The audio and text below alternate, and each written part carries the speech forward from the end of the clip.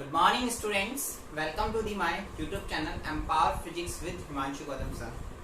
Hello बच्चों, कैसे हो? आई होप आप हमेशा की तरह अच्छे होंगे। बेटा लास्ट क्लास में हमने जो है डिस्कस किया था, हमने जो पढ़ा था पहले तो अपन ने रेखीय आवेश के कारण अपन ने विद्युत क्षेत्र की तीव्रता की गणना करी थी। नेक्स्ट जो लास्ट लेक्चर था उसमें हमने जो डिस्कस किया था वह डिस्कस किया था हमने अपरिमित अचालक पट्टिका के कारण हमने विद्युत क्षेत्र की तीव्रता की गणना करी थी, जिसका फॉर्मूला जो है हमारे पास निकल कर आया था E = हमने निकाला था सिग्मा अपॉन 2 एप्सिलॉन नॉट। सभी बच्चों को याद होगा, हमने ये पढ़ा था लास्ट क्लास में। सबको याद है बच्चों? वेरी गुड, याद होना चाहिए क्योंकि हमने ये पढ़ लिया है। अब हम आगे बढ़ते हैं इसमें। मेरे को लगता है आप सबने डेरिवेशन जो है, मैं जैसे हमेशा से बोलता आ रहा हूँ, आप लोगों को डेरिवेशन घर पे बहुत प्रैक्टिस करनी है, आपको बहुत अच्छे से मिलाना है, तब जाकर आपको इजी डेरिवेशन है। जैसा कि आपको सबको पता है कि इजी डेरिवेशन बहुत इजी चल रहे हैं, तो आप लोग जितनी प्रैक्टिस करोगे उतना हमारे लिए अच्छा होगा। ठीक है, तो हम इसी लेक्चर को आगे बढ़ाते हैं। अब इसी में आगे बढ़ते हैं। आगे जो है हमारे को एक न्यूमेरिकल दे रखा है बेटा, इसी में आपके बुक का ही न्यूमेरिकल है। ये आपको क्वेश्चन दे रखा है बेटा, ध्यान से देखना, बहुत इजी। हम क्वेश्चन ध्यान से पढ़ेंगे और उसके अकॉर्डिंग इस न्यूमेरिकल को सॉल्व करने की कोशिश करेंगे। आपको दे रखा है एक अनंत विस्तार की अचालक परत। देखो अंडरलाइन करिएगा कि किसके बारे में पूछा गया है। सबसे पहली चीज तो आ गई अचालक परत के 1 सेंटीमीटर स्क्वायर क्षेत्रफल बोले तो अपने को क्या दे रखा है बेटा, लिखा है, अपन दे सकते हैं, दिया गया है, यानी कि गिवन डेट। देखो अपने को क्या क्या है, क्षेत्रफल दे रखा है A = बोला हुआ है 1 सेंटीमीटर स्क्वायर। क्षेत्रफल में 17.70 माइक्रोकूलम आवेश है।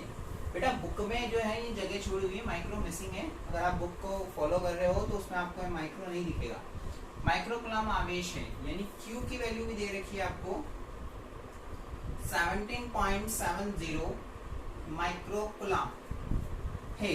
परत के निकट वायु में विद्युत क्षेत्र की तीव्रता की गणना करनी है। विद्युत क्षेत्र की तीव्रता बोले तो हमें क्या फाइंड आउट करना है बेटा, E फाइंड आउट करना है। आप सबको समझ में आता है ये चीज, क्या फाइंड आउट करना है हमें, E फाइंड आउट करना है। देखो English medium non conducting sheet, सबसे पहले हमें इससे पता चलेगा कि कौन सी शीट है, नॉन कंडक्टिंग शीट है। Of infinite size has charge कितना दे रहा है आपको 17.70 माइक्रोकूलम, चार्ज दे रहा है 7.70 microcoulomb on 1 centimeter square of its area दे रखा है आपको 1 centimeter square। Find out its intensity of electric field near sheet in air। यानी कि अचालक परत यानी नॉन कंडक्टिंग शीट दे रखी है, नॉन कंडक्टिंग यानी अचालक परत दे रखी है, तो इसके लिए आपको पता है विद्युत क्षेत्र की तीव्रता का फॉर्मूला क्या होता है। अचालक परत के लिए लिख सकते हैं अपन, अचालक परत के लिए विद्युत क्षेत्र की तीव्रता, यहाँ पे लिख सकते हैं हम सीधा electric field intensity for the non, लिखा हुआ बेटा, नॉन कंडक्टिंग शीट। बात समझ में आ रही? किसके लिए? नॉन कंडक्टिंग शीट के लिए कर रहे हैं। तो फॉर्मूला क्या है आपके पास, E = हमने वो फॉर्मूला पढ़ा था sigma upon 2 epsilon not. Formula हमारे पास है, लेकिन दिक्कत ये आ गई सर सिग्मा की वैल्यू गिवन नहीं है। और तेरी तो बहुत बड़ी दिक्कत आ गई, सिग्मा की वैल्यू हमारे को गिवन नहीं है, दी हुई नहीं है। तो हमें सबसे पहले क्या करना पड़ेगा, फॉर्मूला तो यही है, तो हमें क्या करना पड़ेगा बेटा, सबसे पहले सिग्मा निकालना पड़ेगा। आप लोग सब जानते हो सिग्मा = क्या होता है, Q अपॉन A।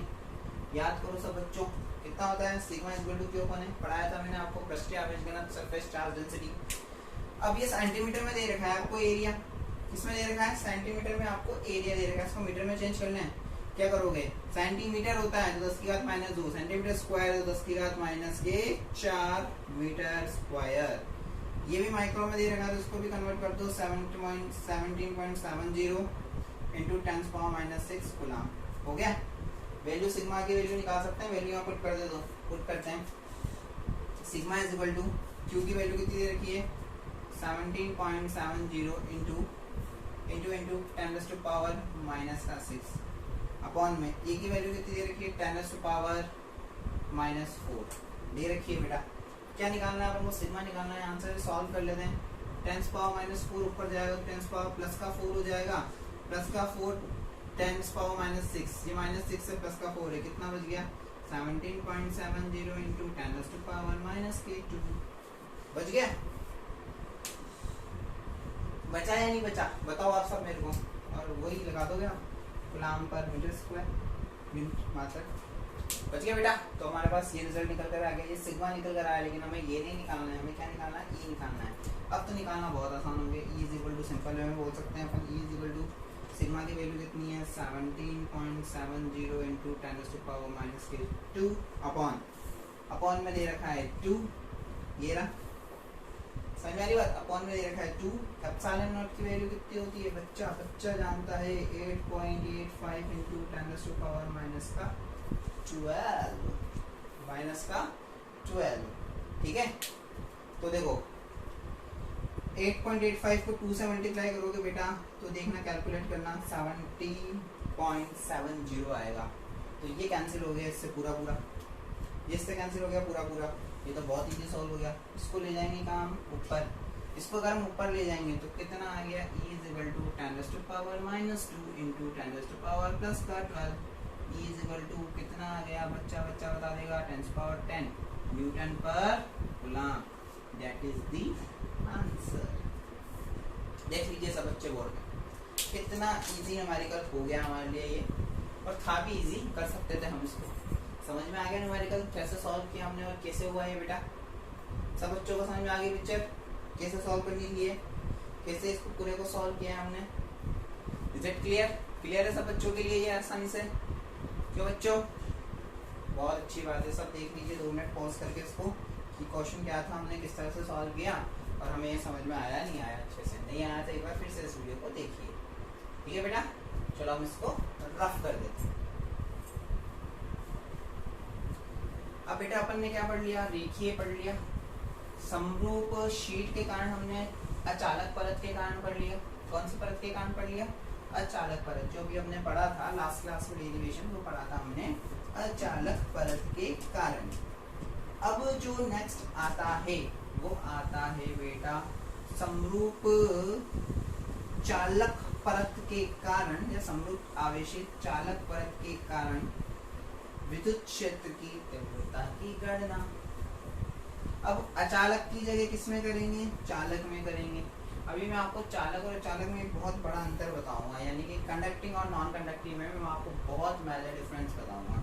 बेटा अब तक जो अपन ने डेरिवेशन पढ़े थे वो पढ़े थे, एक तो लीनियर यूनिफॉर्म पढ़ा था, ठीक है, कोई दिक्कत।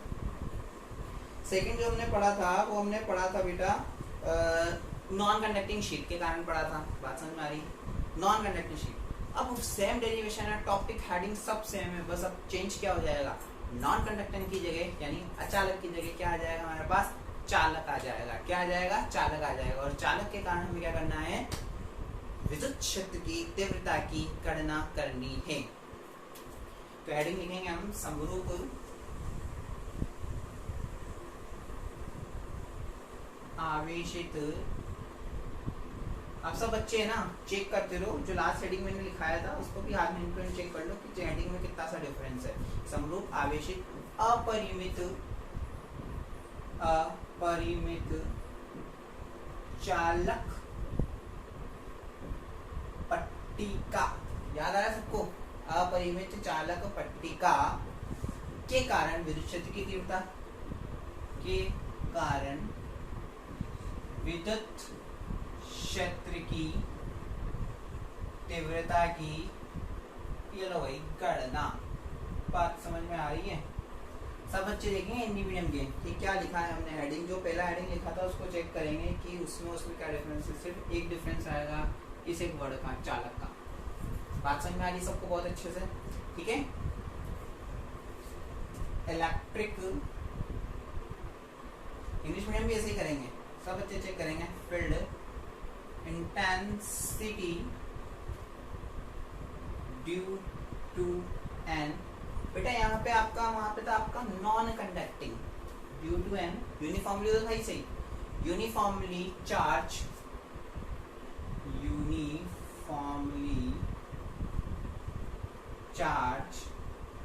याद आ रहा है आपको कुछ? यूनिफॉर्मली चार्ज इनफाइनाइट कंडक्टिंग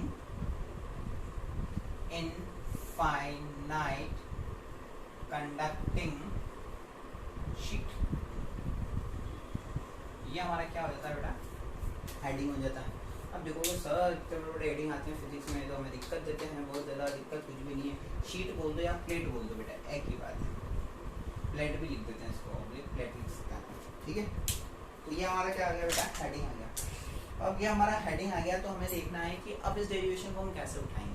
हमें याद है हमने लास्ट डेरिवेशन में जो कि नॉन कंडक्टिंग वाला था, अब ये वाला जो है हमारा वो कंडक्टिंग है। तो क्या चेंजेस होना चाहिए नॉन कंडक्टिंग और कंडक्टिंग में?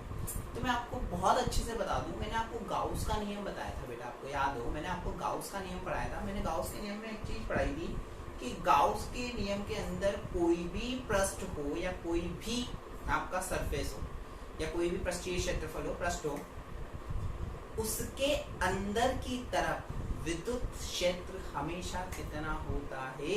0 होता है। इंपॉर्टेंट पॉइंट्स, महत्वपूर्ण बिंदु में लिखवाई थी गाउस के नियम। मैंने बेटा गॉसियन स्लो पढ़ाया था आपको, गॉस लॉ के अंदर मैंने एक चीज बताई थी आपकी कि जब भी कोई भी सरफेस होगा तो उस सरफेस के अंदर इलेक्ट्रिक फील्ड इंटेंसिटी E की वैल्यू हमेशा क्या होगी? 0। क्यों होगी? रीजन ये है कि इलेक्ट्रिक फ्लक्स लाइन इधर से आ रही है और इधर से एंटर कर रही है। जैसे कि मैं एक सरफेस मान लूं, मैं एक सरफेस हूँ बहुत अच्छी सी, इलेक्ट्रिक फील्ड लाइंस यानी कि इलेक्ट्रिक फ्लक्स आया निकल गया, मेरे अंदर इलेक्ट्रिक फील्ड कितना बचा भाई? 0। क्यों? एंगल कितना हो जाएगा? फाई डॉट डी ए का 90 डिग्री, एंगल 90 डिग्री हो गया, एंगल भी परपेंडिकुलर निकलेगा, डी ए परपेंडिकुलर निकलेगा तो क्या होगा? ई डी ए के बीच में angle theta is equal to 90 degree, 90 degree होते हैं फाई इज इक्वल टू 0। तो मेरे अंदर की तरफ जो है वो फाई इज इक्वल टू कितना हो जाएगा? 0। फाई 0 हो जाएगा तो मेरे अंदर ई कितना हो जाएगा? 0। ठीक है बेटा। कैसे? जैसे कि मैं गाउस के नियम में पढ़ा था कि जैसे कोई सरफेस, मुझे एक सरफेस मान लो, मुझे एक पृष्ठ मान लो, इधर से इलेक्ट्रिक फ्लक्स आ रहा है, इधर से निकल रहा है, इधर से आ रहा है, इधर निकल रहा है, 10 लाइन आएगी, 10 के 10 निकल गई, अंदर कितनी बची? 0। तो अंदर की तरफ इलेक्ट्रिक फ्लक्स कितना होगा? या इलेक्ट्रिक फ्लक्स यानी कि विद्युत फ्लक्स कितना होगा? 0। विद्युत फ्लक्स 0 होगा तो हम क्या बोल सकते हैं? विद्युत क्षेत्र की तीव्रता यानी विद्युत क्षेत्र के अंदर की तरफ कितना होना चाहिए बेटा? पूरा 0 होना चाहिए। तो चालक और अचालक में सिर्फ 2 ही अंतर है। क्या अंतर है? जैसे कि एक शीट मान लो, ये एक शीट है, ये एक परत है, चालक परत के अंदर ये एक पट्टिका है। मैं तो एक चीज बता रहा हूँ, नॉर्मल चीज बता रहा हूँ मैं तुम्हें, चालक में डिफरेंस समझा रहा हूँ नॉन कंडक्टिंग और कंडक्टिंग में। जब भी अचालक होगा, ध्यान से सुनना, जब भी अचालक होगा तो उसके अंदर जो आवेश होंगे वो अंदर की तरफ होंगे। आवेश जो है वो कहाँ होंगे बेटा? अंदर की तरफ होंगे। अचालक के अंदर क्या होंगे? आवेश जो है वो अंदर की तरफ होंगे। यानी कि नॉन कंडक्टिंग में जो चार्ज होगा वो कहाँ होगा बेटा? अंदर की तरफ होगा, यानी अंदर होगा, उसके बाहर कोई भी चार्ज या कोई भी आवेश मौजूद नहीं होगा, प्रेजेंट नहीं होगा। Is it clear? अचालक में। जबकि चालक परत की हम बात करें तो चालक परत में जो भी आवेश होगा वो कहाँ होगा? परत पर यानी बाहरी सरफेस पर, यानी सरफेस पर होगा। जितना भी आवेश होगा वो कहाँ होगा? आपकी सरफेस पर होगा, चालक के अंदर। और चालक के अंदर यानी चालक के अंदर हम बात करें तो जो पृष्ठ के अंदर जो विद्युत क्षेत्र होगा वो कितना होगा? 0 होगा। फॉर एग्जाम्पल हम समझते हैं, जैसे कि एक बुक है, नोटबुक है, ये एक परत मान लो, पट्टिका मान लो, शीट मान लो, या फिर आप क्या बोल सकते हो? प्लेट मान लो। अब देखो, जब अचालक होगा, जब ये अचालक होगा यानी कि नॉन कंडक्टिंग होगा तो ये बाहरी परत है, ये बाहरी परत है, सब बाहरी है, ये क्या है? आपका एक्सटर्नल है। तो अचालक के अंदर, नॉन कंडक्टिंग के अंदर जो आवेश होंगे वो इस परत पर नहीं होंगे, बाहर बिल्कुल नहीं होंगे। जितने के भी आवेश होंगे वो इस परत के कहाँ होंगे? अंदर की तरफ होंगे, अंदर की तरफ होंगे, वो कहलाएंगे आपके अचालक। और चालक की अगर हम बात कर रहे हैं यानी कंडक्टिंग की अगर हम बात कर रहे हैं तो कंडक्टिंग के अंदर जितने भी आवेश होंगे वो कहाँ होंगे? इस सरफेस पर होंगे, यहीं बाहर मौजूद होंगे। यहाँ मान लो, यहाँ मान लो, यहाँ मान लो, यहाँ मान लो, बाहर होंगे। लेकिन अंदर की तरफ एक भी आवेश उपस्थित नहीं होगा, यानी कि एक भी चार्ज जो है वो अंदर की ओर प्रेजेंट नहीं होगा। तो मुझे अब इस शीट को बनाना है, तो मैं शीट को बनाने के लिए क्या करूँ? इसको ऐसे बनाऊँ, बोर्ड पे क्या करूँ मैं इसको ऐसे, ये शीट है, अब ऐसे तो बना नहीं सकता, तो क्या करना पड़ेगा, ऐसे बनाना पड़ेगा। ध्यान से देखना, ऐसे बनाना पड़ेगा। तो मैं इसको कैसे बनाऊंगा, अभी देखना यहाँ मैं ना चार्ज दिखाऊंगा। अब तो मैं ना डायग्राम देख के थोड़ा कंफ्यूज होगा, बोलोगे सर ये तो अंदर जा रहा है कि बाहर जा रहा है, हम थोड़ा कंफ्यूज हो रहे हैं। कंफ्यूजिंग वाला काम ही नहीं करेंगे। देखना डायग्राम बना रहे हैं, जब एक शीट बना रहे हैं, बहुत सुंदर सी शीट बनाई है हमने, मतलब बना रहे हैं, बनाई क्या ऑलमोस्ट, ये हमने शीट बनाई। अब देखो मैं इसको ऐसे बता रहा हूँ ताकि ये दिख जाए कि हमने जो चीज़ हम देना चाह रहे हैं वो यही है। ये लो शीट बना दी, उसके वैसे इनफाइनाइट है तो ये अनंत तक चला दी, लो भाई, ठीक है। अब आवेश जो चार्ज है वो कहाँ मौजूद है, इसकी सरफेस पर मौजूद है। तो ये शीट जो बनाई है, ये शीट कुछ ऐसी बनाई, ऐसी, तो यहाँ चार्ज मौजूद है, तो चार्ज बनाऊँ मैं, तो ये चार्ज में बना रहा हूँ। अब कंफ्यूज मत होना कि सर ये चार्ज अंदर है, अंदर नहीं है बेटा, अभी मैंने बता दिया ये चार्ज कहाँ है, बाहर है, शीट वैसी बनी है। अंदर का एरिया कहाँ है, अभी ये रहा, ये अंदर का एरिया है, अंदर जो होगा, और वो हमने अंदर से मतलब नहीं, वो अंदर ही चला गया बोर्ड में। बेटा डायग्राम 3D है, पर 3D डायग्राम हम बना नहीं सकते, तो 2D में हम ऐसे ही बनाते हैं डायग्राम को। जैसे कि आपको पता है, आप घन बनाते हो ना, हैं, याद है सबको, तो घन ऐसे बनाता है। तो आप क्या बोलोगे, ये जो चार्ज है वो कहाँ है, बाहर ही है। ये पूरे चार्ज कहाँ है, बाहर है। अंदर चार्ज अभी एक भी नहीं है, अंदर चला जाएगा तो ये नॉन कंडक्टिंग से क्या बन जाएगा, नॉन कंडक्टिंग बन जाएगा। बात समझ में आ रही है। ये आपने क्या बना ली, शीट बना ली, जो कि हमारा हेडिंग है चालक, यानी कि कनेक्टिंग शीट, ये हमारा हेडिंग है, ठीक है। बात समझ में आ गई यहाँ तक, कंफ्यूजन नहीं होना है डायग्राम में कि कहाँ चार्ज प्लस लगाना है, कहाँ माइनस, अंदर बाहर। ये अंदर नहीं, ये कहाँ सारे बाहर थे, मैंने बता दिया बाहर कैसे है, आपको अच्छे से समझ में आ गया होगा। अब क्या करें, गाउसियन सरफेस बनाए, आपको पता है बेटा। अभी मैं एक चीज़ और बताऊँगा बहुत अच्छी सी, जो आपको पता है, ये गॉसियन सरफेस, ये गॉसियन सरफेस बना दी, यानी गाउसियन पृष्ठ बना दी बेलनाकार। इसके तो हम क्या करते आ रहे हैं, बचपन से कल्पना ही कर रहे हैं, कल्पनाओं में ही हमारे, और कहीं नहीं है, ठीक है। ये कल्पना हो गई, तो ये बन गया सरफेस। कितनी बनी, 1 2 3 अलग अलग बन गई। तो क्या करें, यहाँ पे ये कर दिया अपन ने, यहाँ पे एक सरफेस मान ली, अल्पांश ले लिया, इसको बोल दिया S1, और यहाँ बोल दिया कि इलेक्ट्रिक फील्ड कहाँ है, यहाँ पे E वेक्टर यहाँ है, और DA वेक्टर अपन हमेशा की तरह जिससे पहले वाले माना था, DA वेक्टर यहाँ मान लिया।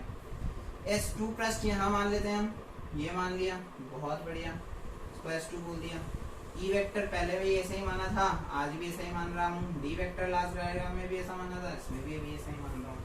थर्ड वाला अल्पांश आपका ये रहा। E वेक्टर इधर ही मान रहा हूँ मैं, DA वेक्टर इधर ही मान रहा हूँ मैं, मान रहा हूँ, बात समझ में आ रही है। E वेक्टर DA वेक्टर यहाँ मान लिया, इसको मैंने बोल दिया S3। ध्यान से देखना, बहुत बहुत ध्यान से देखने की जरूरत है। इससे पहले आप डायग्राम को यही मैं थोड़ी देर के लिए रोकूंगा इसको। मैं इससे पहले एक चीज़ बता दूं कि आपको सबसे पहले इसमें पहले के डायग्रामों की तरह ही क्या करना पड़ेगा, दिशा की गणना करनी पड़ेगी, यानी कि डायरेक्शन फाइंड आउट करनी पड़ेगी। आपको याद है मैंने लास्ट लेक्चर में डायरेक्शन फाइंड आउट करना सिखाया। लास्ट क्लास में जो डायग्राम बनाया था एज इट इज डायग्राम, आपको अगर इसमें दिशा के लिए एग्जाम में पूछा जाए किसकी दिशा याद करनी है, आपको एग्जाम में पूछा जाए किसकी दिशा याद कीजिए, फिर परिमाण याद करना है। अभी अपन परिमाण याद करने, यानी आपको पूछा जाए इसकी डायरेक्शन और मैग्नीट्यूड। अभी मैं मैग्नीट्यूड निकाल रहा हूँ, अगर डायरेक्शन पूछी जाए तो इससे लास्ट क्लास में जो हमने डायरेक्शन का जो डायग्राम यानी दिशा का जो डायग्राम बनाया था और जो थ्योरी लिखी थी एज इट इज छापनी है। बस कितना सा ध्यान रखना है, इस आवेशों का जो प्लेट जो परत आपने ऐसे सीधी बनाई थी वहां पे याद होगा, उसमें ऐसी परत बना के ऐसे अंदर आवेश दे देने हैं, बस अंदर नीचे की सरफेस पे बाहर है। और डायग्राम एज इट इज वही दिशा निकालनी, D cos theta D sin theta cancel हो जाएगा, डी cos थीटा बन जाएगा और वहाँ से बी की ओर आपकी फाइनल डायरेक्शन निकल करके आ जाएगी। यही एज इट इज हमें करना है अगर आपको डायरेक्शन निकालने के लिए दी जाए। कितना आसान है, एक बार सीखा था 3 बार काम आ गया, है ना आसान। तो आपको क्या करना है बेटा, डायरेक्शन वैसे निकालनी, ये हम निकाल रहे हैं इसका परिमाण निकाल रहे हैं यहाँ पर, मैग्नीट्यूड मैग्नीट्यूड निकाल रहे हैं हम। क्या निकाल रहे हैं? मैग्नीट्यूड। आगे बात समझ में? तो देखो अब डेरिवेशन की स्टार्ट करते हैं। मेरे ख्याल से डायग्राम सबके समझ में आ गया होगा। यहाँ पे हम कुछ और चीज़ें फॉर्मेलिटीज़ है वो पूरी कर लेते हैं। यहाँ पे थीटा इज इक्वल टू कितना हो जाएगा? 90 डिग्री। यहाँ थीटा इज इक्वल टू कितना हो जाएगा? 0 डिग्री। यहाँ थीटा इज इक्वल टू कितना हो जाएगा? बच्चा जानता है 0 degree. Theta is equal to 0 degree हो गया। यहाँ पे भी 0 डिग्री, वहाँ पे भी 0 डिग्री, सब जगह 0 डिग्री। पर यहाँ एक चीज पता है, ये इलेक्ट्रिक फ्लक्स, इलेक्ट्रिक फील्ड कहाँ जा रहा है? अंदर की तरफ जा रहा है। तो इस पर इलेक्ट्रिक फील्ड इंटेंसिटी ई की वैल्यू कितनी हो जाएगी? 0 हो जाएगी। अभी बताया था। कहाँ जा रहा है ये जो है, जैसे कि ये शीट थी, मैं आपको बताऊं, जैसे कि ये शीट थी, ये ऐसे रखी हुई है, तो ये वाला जो पोर्शन है वो कहाँ है? यहाँ अंदर रखा हुआ है इसमें। ये वाला एक पोर्शन, जैसे कि ये बैलन नहीं, मान लो ये बैलन नहीं रखा हुआ है, ये शीट ऐसे हैं, ध्यान से समझना, ये शीट ऐसे हैं, ऐसे समझो, ठीक है। ये शीट जो रखी हुई है ऐसे रखी हुई है, आवेश बाहर है, चार्ज बाहर है, ठीक है। ये बैलन है जो कि गाउसियन पृष्ठ है, इसको अपन ने ऐसे रख दिया, ध्यान से देखना, ऐसे रख दिया। ये वाला पोर्शन बाहर है, ये वाला पोर्शन बाहर है, लेकिन ये जो पोर्शन है ना, ये वाला दिख रहा होगा सब बच्चों को, ये वाला पोर्शन जो है वो कहाँ चला गया? ये वाला अंदर है। कहाँ चला गया? अंदर। और अंदर की तरफ विद्युत क्षेत्र कितना होगा? अंदर की तरफ विद्युत क्षेत्र कितना होगा बेटा? 0। बात समझ में आ गई? अंदर की तरफ विद्युत क्षेत्र हो जाएगा आपका 0। तो सबसे पहले वही लिखेंगे अपन, क्या लिखेंगे? डेरिवेशन बेटा सब जानते हैं, फाई इज इक्वल टू विद्युत flux, phi is equal to closed surface integral E vector dot D A vector. बच्चा जानता है डेरिवेशन की कैसे स्टार्टिंग करनी है, ठीक है। संपूर्ण गाउसियन, यानी कि अपन क्या कर सकते हैं इसको, तीन संपूर्ण गाउसियन पृष्ठ को हम 3 पृष्ठों से मिलकर बना मान सकते हैं। तो इसको सॉल्व करने के लिए आपको याद है हम क्या करते हैं? फाई इज इक्वल टू लिखते हैं closed surface integral E vector dot D A vector. बहुत ध्यान से देखना, डेरिवेशन बहुत अच्छा है, बहुत इंटरेस्टिंग है, बहुत मजेदार है और बहुत ईजी है। ई vector dot D A vector plus close surface integral E vector dot D A vector, ठीक है। और यहाँ पे हमने लिख दिया सरफेस S1 S2 और ये S3। बात समझ में आ गई, ठीक है। डॉट हटाओगे क्या लगाओगे? डॉट हटेगा क्या लगेगा? cos theta. Phi is equal to closed surface integral S1 EDA cos theta. कितना इजी डेरिवेशन होंगे सारे, सर एक ही एक स्टेप कर रहे हैं हम। EDA cos theta, EDA cos theta. बात समझ में आ गई? S1 S2 और ये S3। कितना आसान है भाई, बहुत आसान है। अब क्या करें? आपको पता है थीटा इज इक्वल टू किसके लिए कितना है? S1 के लिए थीटा इज इक्वल टू कितना है? S1 के लिए बेटा थीटा इज इक्वल टू कितना हो जाएगा? थीटा इज इक्वल टू है हमारा 90 डिग्री। S2 के लिए theta is equal to 0 degree. S3 के लिए भी theta is equal to 0 degree. तो देखो हम यहाँ पर पुट करते हैं वैल्यू पुट कर रहे हैं, तो फाई इज इक्वल टू हमारे पास आ गया close surface integral EDA cos 90 degree plus close surface integral EDA cos 0 degree plus surface integral EDA cos 0 degree. आ गया? सबको समझ में आ रही है ना बात? अब क्या कर सकते हैं आप? फाई इज इक्वल टू, ध्यान से देखिएगा, ये तो क्या हो गया भाई? सीधा सीधा इसको तो मिल गया अंडा, क्या मिल गया? 0। बहुत बड़ा वाला 0 मिल गया इसको। तो भाई क्यों मिल गया? क्योंकि 0 है। cos 90 आजकल पता है 0 ही हो रहा है, पहले तो 0 ही हुआ करता था। cos 0 डिग्री क्या हो जाएगा? इंटीग्रेशन में EDA cos 0 डिग्री हो गया 1 plus close surface EDA cos 0 क्या हो जाएगा?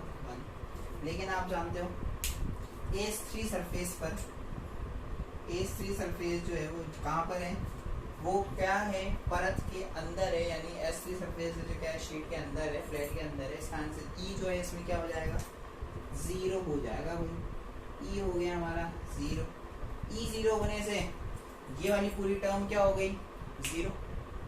E 0 होने से पूरी टर्म क्या हो गई आपकी? 0। तो फाई इज इक्वल टू, देखो हमारे को क्या मिल रहा है? 0 plus close surface integral S2 EDA only EDA plus ये भी हो गया 0।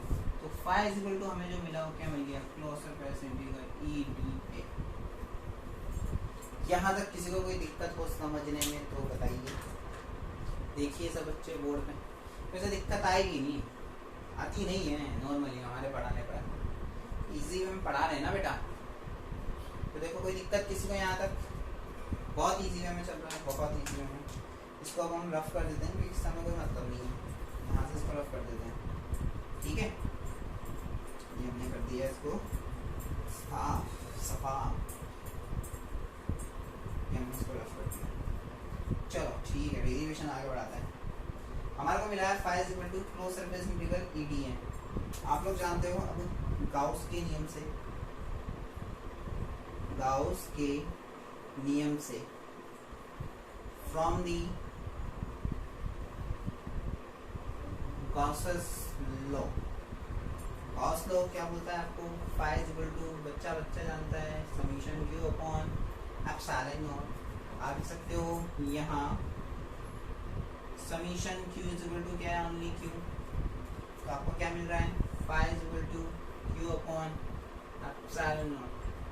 समझ में आ गई बात बेटा? phi इज इक्वल टू मिल रहा है क्यू अपॉन एप्सिलॉन नॉट। हम लोग जानते हैं यहाँ कैसा है, पृष्ठीय आवेश घनत्व, यानी कि क्या बोल सकते हैं अपन, क्षेत्रफल पूछा गया है, शीट है तो क्षेत्रफल आएगा, यानी कि सरफेस चार्ज डेंसिटी। तो आप लोग जानते हो सिग्मा इज इक्वल टू होता है हमारा क्यू अपॉन ए। तो यहाँ से हम q की वैल्यू निकाल सकते हैं, जो हो जाएगी सिग्मा ए हो जाएगी। और q की वैल्यू अगर हम यहाँ पुट कर दें तो हमारे को क्या मिल रहा है बेटा? phi is equal to sigma A upon epsilon naught मिल रहा है। यहाँ तक की बात समझ में आ रही है? phi is equal to sigma A upon epsilon naught. बहुत आसान हो गया सर, ये तो हम कर लेंगे, आप छोड़ दो। ऐसा मेरे को लगता है आप कहोगे क्या? अरे कह दो बेटा, मुझे भी अच्छा लगेगा। एक दो कमेंट भी मार दिया करो वीडियो पे, मुझे लगे कि बच्चे देख रहे हैं नहीं देख रहे हैं, कि सर समझ में आया नहीं आया, कुछ कमेंट कर दिया करो। एक वीडियो देखने के बाद कमेंट का ऑप्शन आता है यूट्यूब पे नीचे, याद होगा आपको, एक कमेंट का ऑप्शन आता है छोटा सा। एक तो लाइक वाला आता है ऐसा, एक सब्सक्राइब वाला आता है जिस पर टिक करना पड़ता है, एक घंटी वाला आता है और एक कमेंट वाला आता है। तो कमेंट करके बता दिया करो कि कैसा लग रहा है लेक्चर, अच्छा लग रहा है, समझ आ रहा है, मज़ा आ रहा है, कहीं दिक्कत आ रही है तो दिक्कत पूछ लो। क्यों नहीं कि न्यूट्रल की तरह बैठे बैठे वीडियो देखते रहो। यहाँ phi आ गया, इस phi को उठा करके अगर हम यहाँ रख दें तो देखो हमें क्या मिल रहा है? इस phi को उठा करके हमने यहाँ रखा तो मिला sigma A upon epsilon naught is equal to closed surface integral E D A. अब एक कमी रह गई कि सर आप हमेशा इसको पूरा पहले लिख देते हो, इस बार अपन थोड़ा डिले हो गए। तो अब बेटा आप सब जगह आपको पता है इलेक्ट्रिक फील्ड विद्युत क्षेत्र एक समान रहेगा, तो आप इसको कैसे लिख सकते हो? Sigma A upon epsilon not. ये स्टेप को पहले कर देनी चाहिए थी, कोई बात नहीं, डिले हो गया तो हम डिले कर लेते हैं ए। और हम यहाँ पे बोल सकते हैं closed surface integral D A is equal to किसके इक्वल मान लें? एक इक्वल। भी पता है ऐसे ही कट जाएगा, अब तो समझ में आ गई होगी बात, क्लास में भी ऐसा ही हुआ था। तो sigma A upon epsilon naught is equal to sigma A upon epsilon naught is equal to E, और ये ए। आगे बात समझ में? देखो ऐसे ही क्या हो गया, घर को गया, जाने दो। ई इज इक्वल टू कितना आ गया भाई? Sigma upon epsilon not. Result निकल करके आ ही गया। वाह भाई वाह, मजा आ गया। तो इतना इजी रिजल्ट, और दोनों रिजल्ट में कॉम्बिनेशन भी है। पहला रिजल्ट था आपको याद होगा, वो था आपका E is equal to sigma upon 2 epsilon naught, और ये है आपका E is equal to sigma upon epsilon naught, यानी 2 का डिफरेंस है। ये दो इसमें नहीं है, इसमें है। बात समझ में आ रही है बेटा? यहाँ तक कि हमें रिजल्ट भी याद रहेगा ना, क्योंकि हमें न्यूमेरिकल करना है। तो अगर पूछा जाएगा तो हम बार बार डेरिवेशन थोड़ी निकालने, तो अपन को फॉर्मूले याद रखने पड़ेंगे, लॉन्ग टर्म रखने पड़ेंगे बेटा, कुछ कर नहीं सकते, फॉर्मूले याद करने पड़ेंगे। अब फॉर्मूला याद होगा तो is equal to sigma upon epsilon naught याद आ गया। ये किसके लिए? चालक के लिए। अचालक के लिए क्या है भाई? चालक के लिए क्या है? Sigma upon 2 epsilon not. बात समझ में आ रही है? तो ये यहाँ तक की कहानी हो गई। तो हमारे पास रिजल्ट निकल के आ गया, इसको वेक्टर फॉर्म में लिख देते हैं। E vector is equal to क्या लिखोगे? Sigma upon epsilon naught. यहाँ क्या आ गया आपके पास? एन कैप आ गया। और एन कैप क्या बोल सकते हो आप? त्रिज्यीय दिशा में काम सदिश। क्या है? यूनिट वेक्टर है। एन कैप क्या है? क्योंकि आर तो है नहीं यहाँ पे, आर तो हम आर कैप लिख देते हैं, तो है नहीं, तो हमने क्या करा, इसको कुछ इस तरह से लिख दिया। देख लो बेटा डेरिवेशन, मुझे नहीं लगता है डेरिवेशन में किसी बच्चे को कोई प्रॉब्लम आने की संभावना भी है। आएगी वो तो मैं बोल ही नहीं सकता, संभावना भी बोल रहा हूँ, संभावना भी नहीं है इसमें आ जाए किसी को कोई प्रॉब्लम। अगर रेगुलर बच्चा पढ़ रहा है तो, लास्ट क्लास उसने अच्छे से पढ़ी है तो आपको प्रॉब्लम आ ही नहीं सकती। ठीक है। इसके बाद आपको पता है अपन क्या करना है, अपन को ग्राफ प्लॉट करना है। हम क्या करना है, इसको ग्राफ कर देते हैं। ये लो भाई डायग्राम बेटा अच्छे से बनाना, प्रैक्टिस करना, मजा आ जाएगा आपको प्रैक्टिस करते ही कि वाह सर क्या डायग्राम है। रटना याद करने जैसा कुछ भी नहीं है, न रटना है न याद करना है, समझना है, स्टेप्स ध्यान रखनी है बस, और कुछ नहीं बोलती हमारी फिजिक्स। फिजिक्स हमसे बोलती है कि आप हमें रटो नहीं, अगर आपको ज़िंदगी भर फिजिक्स याद रखनी है लॉन्ग टाइम, आप रटो नहीं, आप समझो और स्टेप्स याद रखो, बस दो ही चीज़ें। ठीक है, अब बात करते हैं अपन ग्राफ्स की। ग्राफ्स, पहला ग्राफ हम बना रहे हैं बेटा, आपको पता है ई और आर के बीच में, बच्चा जानता है लास्ट भी ग्राफ बनाया था। ई जो है वो आर पे डिपेंड ही नहीं कर रहा, आर की टर्म है ही नहीं, तो क्या बन गया, एक कांस्टेंट क्या बन गया, क्योंकि सी की समथिंग वैल्यू होगी तो ये वैल्यू वही है। ई इज इक्वल टू आप इसको बोल सकते हो सिग्मा अपॉन एप्सिलॉन नॉट, इसके लिए तो समथिंग वैल्यू है ये, तो ठीक है, इसलिए कुछ वैल्यू आई है, इसलिए जीरो नहीं आया। बट ये है कि आर पे डिपेंड नहीं कर रहा, डिपेंड से कोई मतलब नहीं है कि आर पे डिपेंड करेगा या नहीं करेगा। You get in my point, very easy point है। ओके, सेकेंड ग्राफ जो है वो सिग्मा और ई के बीच में, बच्चा जानता है इस तरह का ग्राफ बन जाएगा। E directly proportional to sigma हो जाएगा और ये हमारा ग्राफ वाला पोर्शन जो है फिनिश हो जाएगा, और इस तरह से हमारा डेरिवेशन भी है जो फिनिश हो जाएगा। देख लीजिए आप, मेरे ख्याल से कुछ है नहीं बेटा, बहुत बहुत बहुत ज़्यादा इजी है। ग्राफ आपको प्लॉट करना मैंने सिखा दिया, रिलेशन निकालना मैं आपको सिखा चुका हूँ क्लासों में अच्छे से, 11th में भी सिखाया है मैंने, बनाया है, ठीक है ना। तो ये हमारा डेरिवेशन कंप्लीट हो गया। तो बेटा इस चैप्टर का एक पार्ट कंप्लीट हो गया, एक पार्ट और बच रहा है। ये इस तरह के डेरिवेशन है, अभी जो हमने पढ़े वो डेरिवेशन शीट पट्टिका वगैरह इस चीज़ से रिलेटेड वाले डेरिवेशन हमने पढ़े, ठीक है ना। अब जो डेरिवेशन आएंगे इसमें, जो कि हम नेक्स्ट लेक्चर में कंटिन्यू करेंगे, जो नेक्स्ट लेक्चर आएंगे वो गोले वाले आएंगे। गोला दे रखा है और आपको क्या दे रखा है, उसके कारण आपको विद्युत क्षेत्र निकालना, और वो क्वेश्चन भी बेटा एग्जाम में रेगुलर पूछे जाते हैं, 4 मार्क्स। ये जितने भी क्वेश्चन है ना, या तो 3 मार्क्स के हैं या 4 मार्क्स के हैं, और ये एग्जाम में रेगुलर आते हैं। तो आप इसको लाइटली ना लें, कत्ते ही लाइटली ना लें, आपको नुकसान हो जाएगा, ठीक है। चलो अब हम एक न्यूमेरिकल करते हैं, ठीक है। इसी क्वेश्चन आज जो हमने पढ़ा है उसी पे बेस्ड है, हम न्यूमेरिकल करते हैं, ठीक है। हम न्यूमेरिकल करते हैं। हमें न्यूमेरिकल क्या दे रखा है, देखो न्यूमेरिकल हम करते हैं न्यूमेरिकल। हमें दे रखा है एक अपरिमित चालक पट्टिका पर, क्वेश्चन है एक अपरिमित चालक पट्टिका पर, अपरिमित चालक पट्टिका पर पृष्ठ आवेश घनत्व, पृष्ठ आवेश घनत्व 4 × 10⁻⁻⁶ कूलम मीटर -2। बेटा ध्यान रखना, बुक में सेंटीमीटर की पावर -2 मत समझ लेना, बहुत बड़ी गलती हो जाएगी। पृष्ठ आवेश घनत्व दे रखा है, ध्यान से पढ़ना, क्वेश्चन बुक का ही है, ठीक है। पट्टिका के निकट एक आवेश, पट्टिका के निकट एक आवेश -2 × 10⁻⁻⁶ कूलम रखा गया है,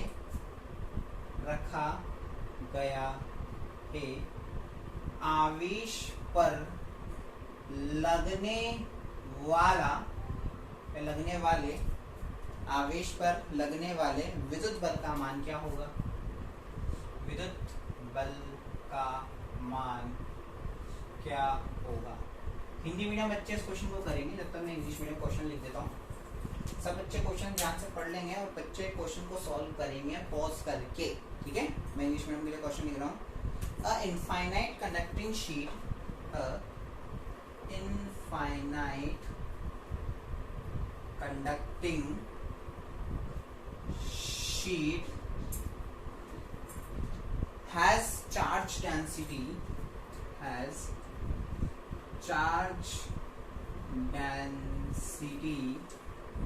4 × 10⁻⁻⁶ कूलम × मीटर -2। ठीक है। A charge of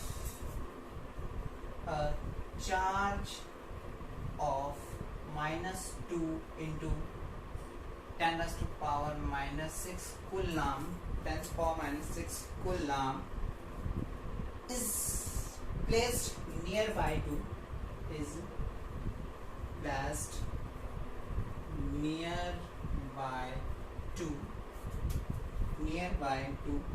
the sheet